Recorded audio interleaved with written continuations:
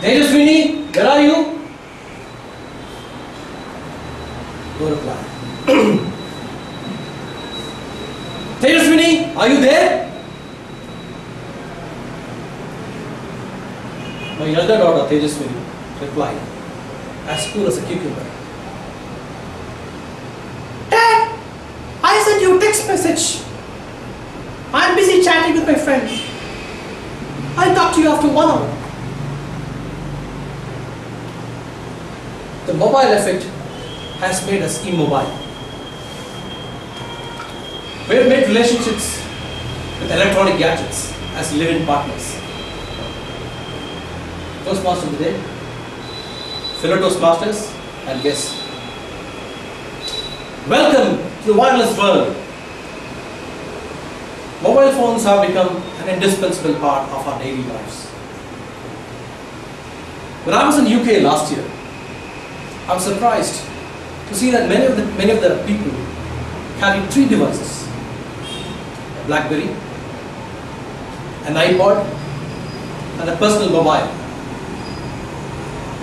The radiation effect of these devices is detrimental to our health.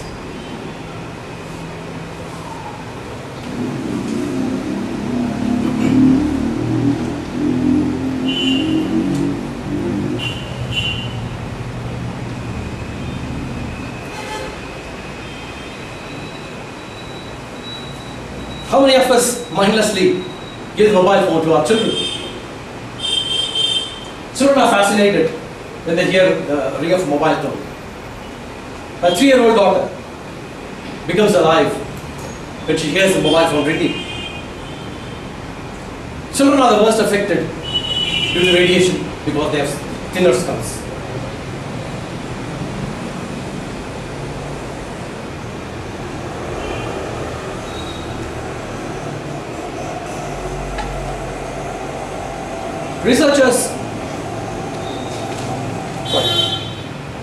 Secondly, mobile phone radiation also affects the pregnancy.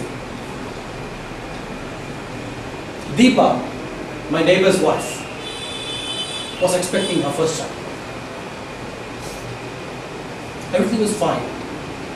She went to her mother's place to have safe delivery and touch and go. During one of her routine tests, it was observed that something was wrong. The doctor advised Deepa to go back to Bangalore and have some 3D scans. Deepa rushed to Bangalore and underwent all these tests. On 1st February 2010, Deepa went into a forced labor. The child died within 2 hours of birth. What was the problem? The child's brain and nervous system did not develop to its full extent.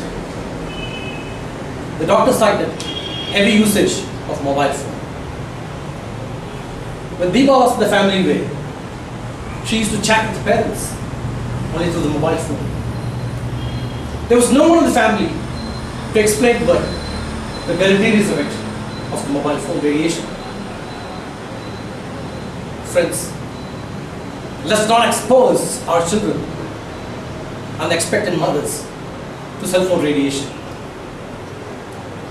Mobile phones are smiling assassins. What about adults or growing children? A group of researchers in the US and Sweden have found out that radiation affects the sleeping pattern. They were worried about the damage that caused due to lack of sleep. Ashok was a high performer in a junior college. Over the past 12 months, his performance went from bad to worse. His parents were worried about the results. To add fuel to the fire, he went into depression. Ashok's parents took him to the best of doctors, but nothing worked in his favor. At last, he was taken to a neurologist who found that Ashok had excessive radiation to mobile phone. Ashok had the practice of keeping his mobile during his sleep. The mobile phone radiation affected his sleeping pattern. Lack of sleep affected his academic performance. Ashok was counseled, and he is now a normal man. Moving on, there is a direct linkage between the cell phone towers and the bird population. The radiation from cell phones not only affects the bird population but also distorts or damages their eggs and embryo. Another interesting evidence we see is the mysterious disappearance of the honeybees. This is called CCD, colonial collapse disorder. Colony collapse disorder. Some of us have seen honeybees in the National Geographic Channel. They have this antenna that guides them back to the beehives. Whenever a honeybee gets an interference with the mobile airwave, it gets a shock. It cannot move. It forgets its path and disappears.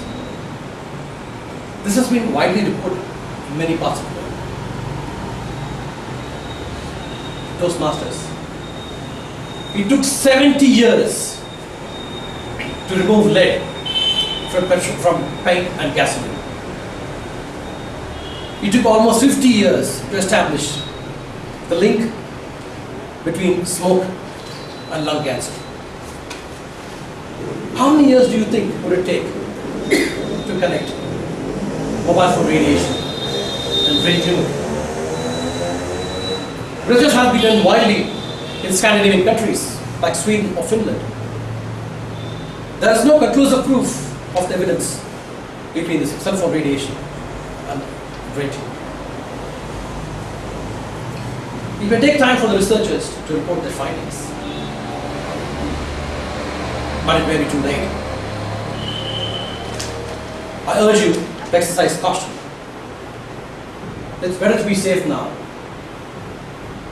rather than be sorry later.